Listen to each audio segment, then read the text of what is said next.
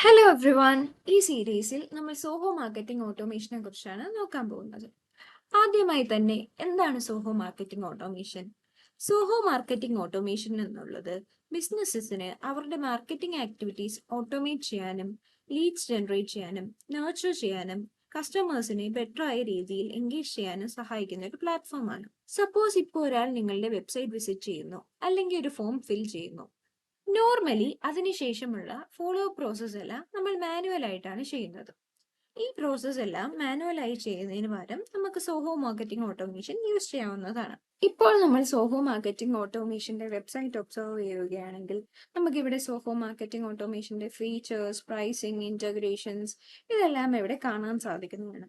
ഒത്തിരിയധികം features Zoho marketing automation provide ചെയ്യുന്നുണ്ട്. അതുപോലെ തന്നെ നമുക്ക് Zoho marketing automation different Zoho ആപ്ലിക്കേഷൻസും മറ്റ് ആപ്ലിക്കേഷൻസുമായി ഇന്റഗ്രേറ്റ് ചെയ്ത് യൂസ് ചെയ്യാവുന്നതാണ്. ഇതിനെല്ലാം കുറിച്ച് നമുക്ക് ഡീറ്റെയിൽഡ് ആയിട്ട് ഈ സീരീസിൽ പഠിക്കാവുന്നതാണ്. അടുത്തതായി നമുക്ക് sign up and sign in പ്രൊസീജിയറിലോട്ട് മൂവ് ചെയ്യാവുന്നതാണ്. സൈൻ അപ്പ് ചെയ്യാനായി നമ്മൾ ഈ ഫോം ഫിൽ ചെയ്ത് സൈൻ അപ്പ് ഓപ്ഷൻ കൊടുക്കേണ്ടതാണ്. അപ്പൊ നമ്മളുടെ അക്കൗണ്ട് ക്രിയേറ്റ് ആവുന്നതാണ്. ഇപ്പോൾ ഓൾറെഡി ഒരു ഡെമോ അക്കൗണ്ട് അവൈലബിൾ ആയതുകൊണ്ട് ഞാൻ അതിൽ സൈൻ ഇൻ ചെയ്യാവുന്നതാണ്.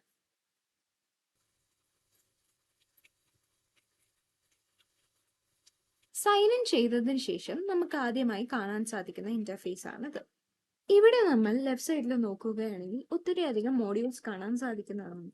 ഇവയെ കുറിച്ചെല്ലാം ഡീറ്റെയിൽ ആയി നമുക്ക് നെക്സ്റ്റ് വീഡിയോയിൽ ഡിസ്കസ് ചെയ്യാവുന്നതാണ്.